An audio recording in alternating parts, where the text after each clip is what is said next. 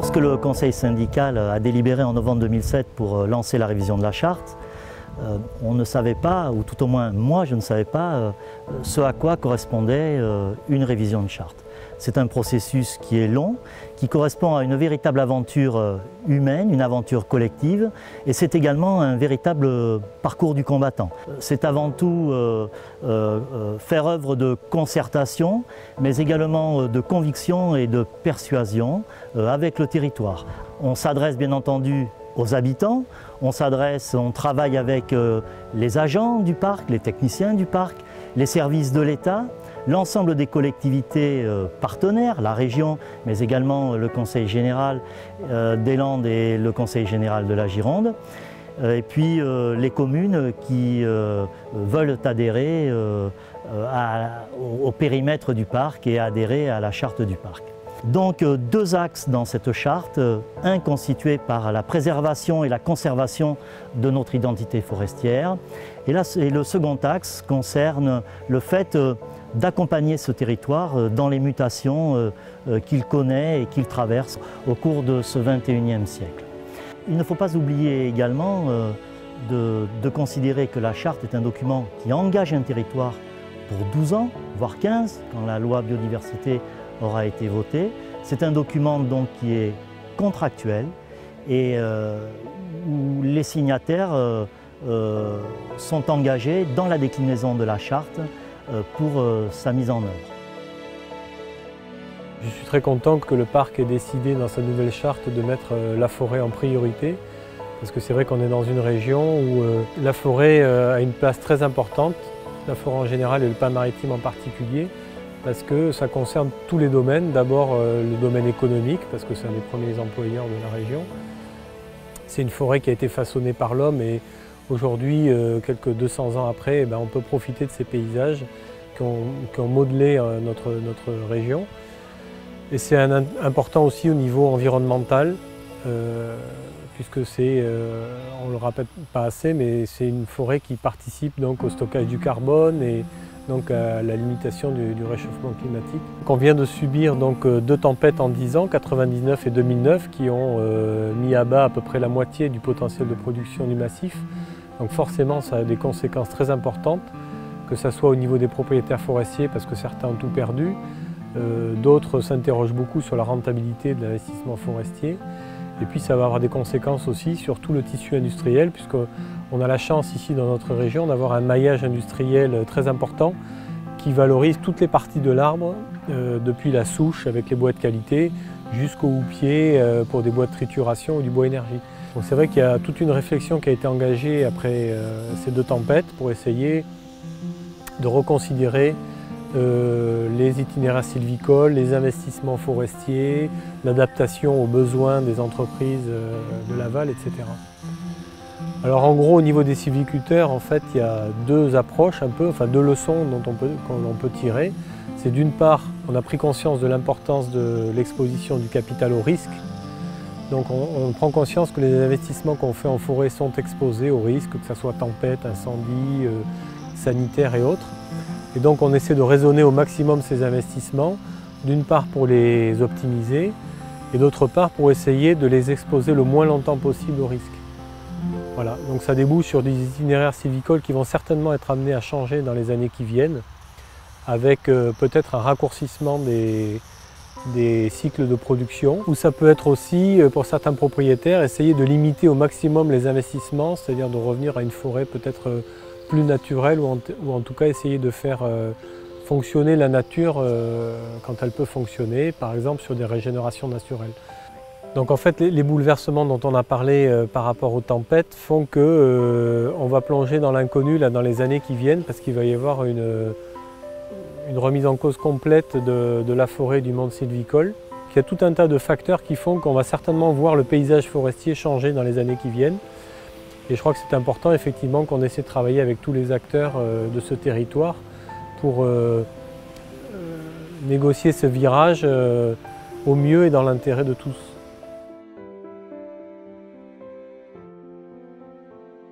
Nous avons donc ouvert il y a maintenant 5 ans.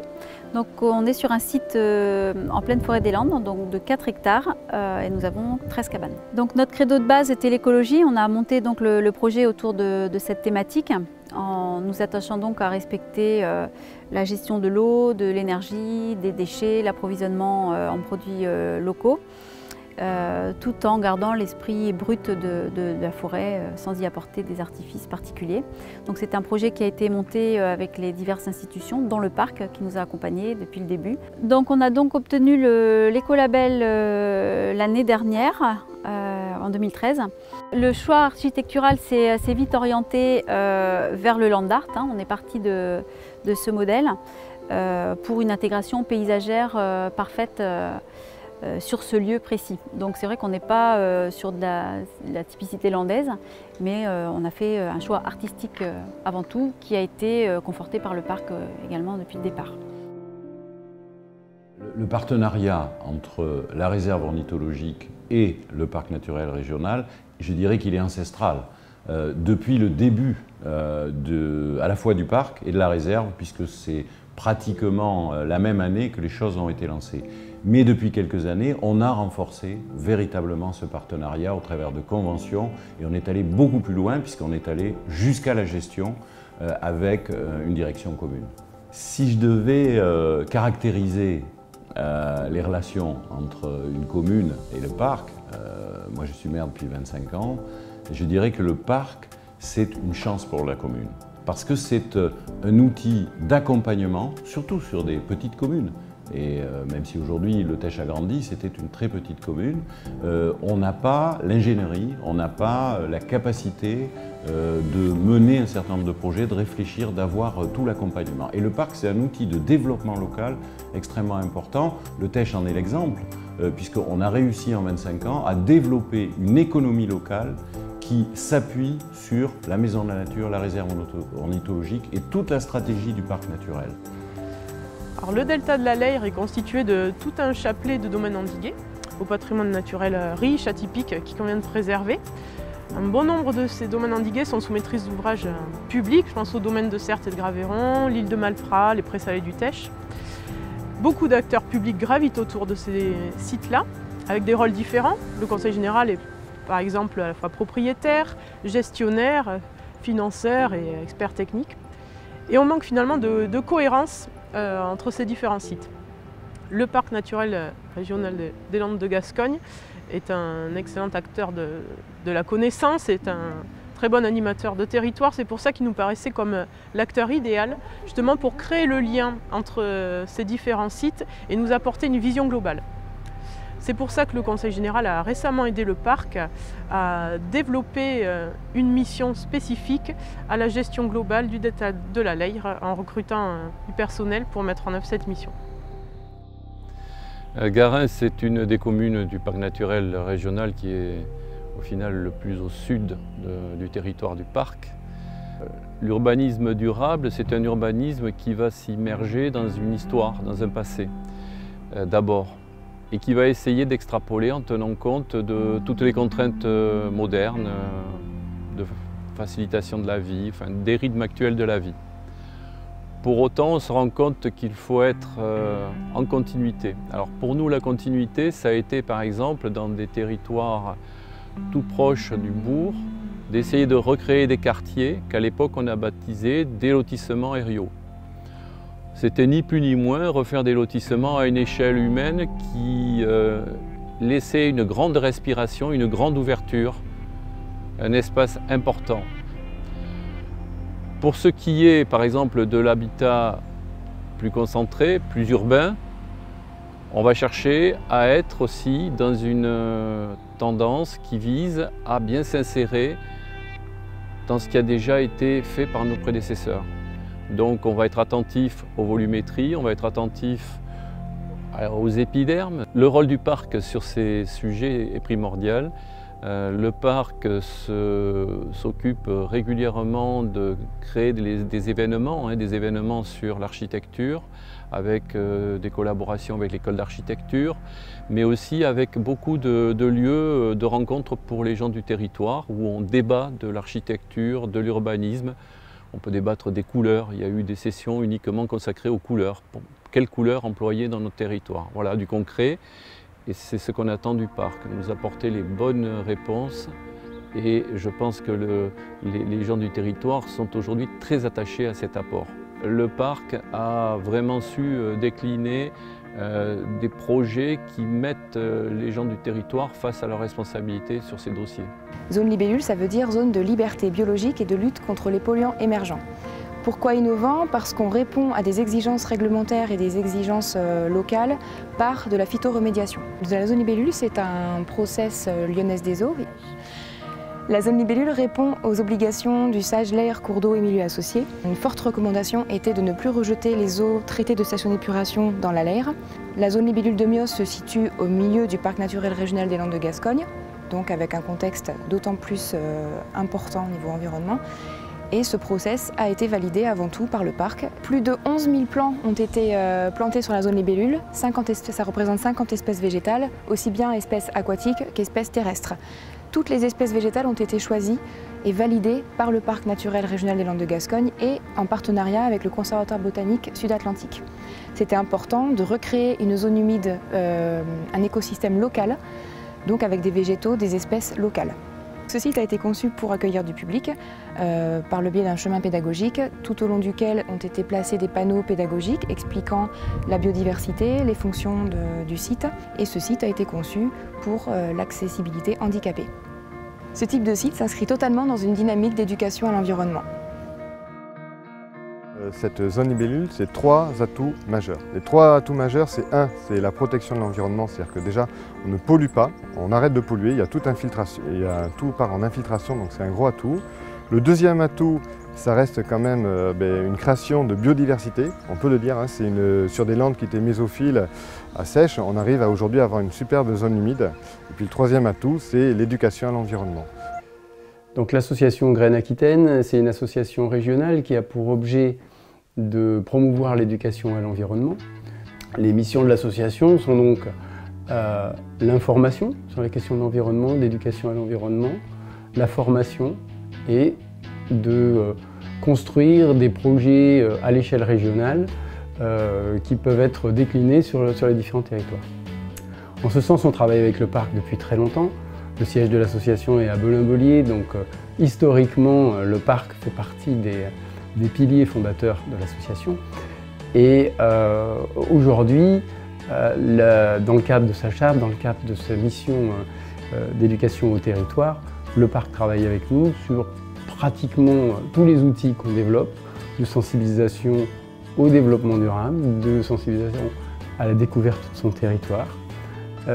Travaille aussi avec nous sur les missions d'information qu'on peut avoir auprès du public, information sur les métiers de l'environnement, information sur les ressources en matière d'environnement, sur les ressources pédagogiques.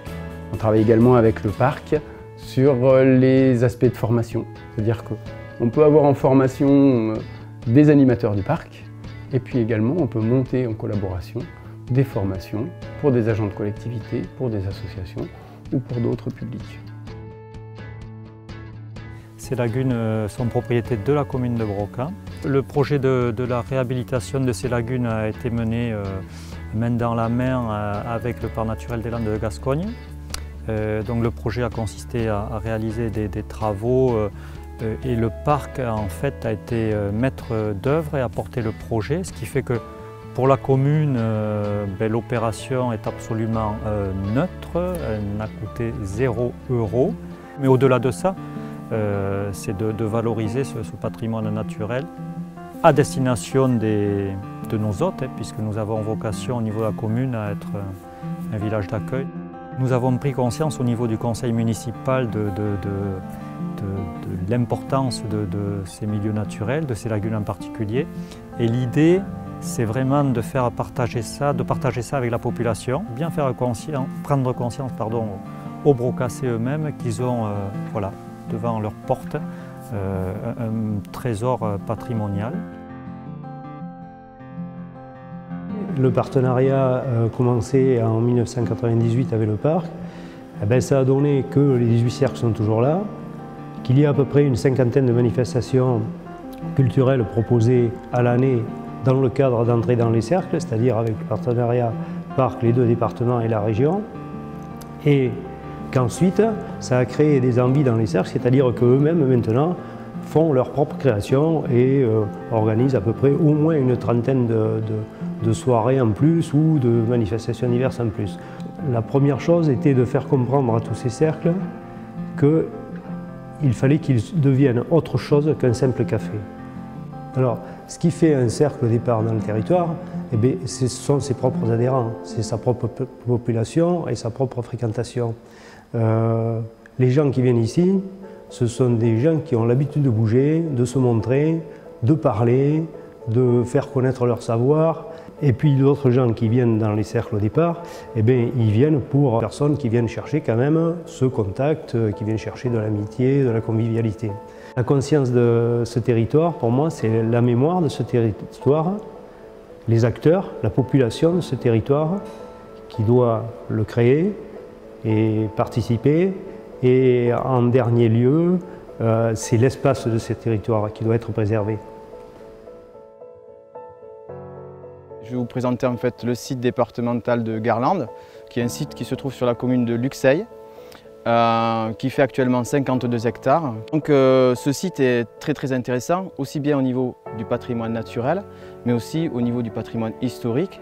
Donc on a la chance notamment ici de voir des milieux très différents, une mosaïque, donc aussi bien avec des chênaies tausins comme on peut voir là, mais aussi des milieux marécageux et un peu tous les types de milieux qu'on va trouver en une surface relativement petite au bord de la Leire. Donc aussi bien des milieux tourbeux, des milieux ouverts, des forêts et ainsi de suite. Et un bon nombre d'espèces, faune et flore, donc remarquables, notamment des plantes carnivores, des papillons protégés, dont notamment le fadé des lèches. On a bénéficié notamment aussi de contrats Natura 2000 pour la création d'une gouille dans le cadre pédagogique, parce que c'est un site en fait qui est ouvert au public. Nous permet aussi, dans le cadre expérimental, de suivre l'évolution des milieux tourbeux, donc un côté scientifique, et notamment comment va évoluer en l'espace de 10-15 ans ces types de milieux. À terme, on voudrait regrouper en fait le site de Garlande et le site de Gaucheil, qui sont sur la même commune, qui est un peu plus en partie aval du site. On va essayer de voir pour faire en fait quelque chose d'intéressant. Et là, on est avec nos partenaires, donc de la Fédération départementale des chasseurs, pour faire une gestion, parce qu'en fait, on va gérer l'ensemble en partenariat. Et là, il y aura des choses très intéressantes à développer dans les années futures.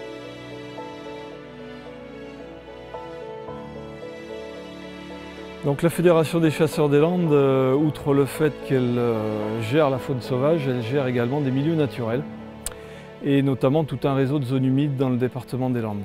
Et donc là on se trouve sur le marais de Gaucheil et donc il y a 18 hectares de zones humides qui sont gérées par la Fédération déjà depuis 1996. On a remis en fait le milieu tel qu'il était autrefois, c'est-à-dire qu'on l'a remis à l'état de marais, de zones ouvertes. Le prochain objectif, qui va avoir lieu dans peu de temps, dans 15 jours, 3 semaines, ça va être la mise en place d'une clôture donc par rapport à un dossier Natura 2000 que nous avons monté en collaboration avec le parc des Landes de Gascogne. Et donc là, on va fermer en fait toute la zone, toutes les 18 hectares, avec une clôture pour à terme réintroduire des vaches marines, qui sont des vaches locales, typiquement landaises, qui ont failli disparaître à une époque et qu'on a remis un petit peu au goût du jour, et donc l'espèce est aujourd'hui sauvée. Alors Marquez fait partie des objectifs qu'on s'est fixés comme, pour développer justement le tourisme sur le territoire du parc, tout simplement en se disant qu'en développant Marquez, on aurait une offre touristique qui serait peut-être un petit peu plus importante que ce qu'il y a aujourd'hui. Il y a déjà beaucoup de développement. Et puis, je crois pouvoir le dire, sur le territoire du parc, on a aujourd'hui une vraie attractivité. Ça devient petit à petit finalement ce qu'on peut qualifier de destination. Ça veut dire qu'il faut qu'on arrive à structurer l'offre touristique. Marquez en fait partie, mais il y a toute une série d'initiatives qui sont prises sur ce territoire et qui nous permettent aujourd'hui d'avoir une offre assez variée, mais qui doit en plus évoluer, notamment à travers la formation de tous les acteurs, partenariat et puis la mise en commun d'un certain nombre de réseaux pour développer le tourisme sur le territoire. Sur ce territoire, il y a besoin de franchir encore un cap. On va essayer de le faire dans les années qui viennent, grâce notamment à ce qu'on a inscrit évidemment dans la charte et grâce aussi aux investissements qui sont nécessaires et qui ont été, je crois, validés par l'ensemble des cofinanceurs du parc. À l'heure d'aujourd'hui, où on parle tant d'environnement, de biodiversité, de protection de la nature, mais également de mise en valeur des patrimoines, qu'ils soient naturels, qu'ils soient bâtis, être labellisé parc naturel régional est véritablement une chance. C'est une chance sur le plan du développement du territoire, c'est une chance sur le plan social, c'est également une chance sur le plan économique et je dirais de manière générale, c'est une chance pour tous les habitants que d'avoir de nouveau pour notre territoire ce label pour les 12 ans et même les 15 ans qui viennent.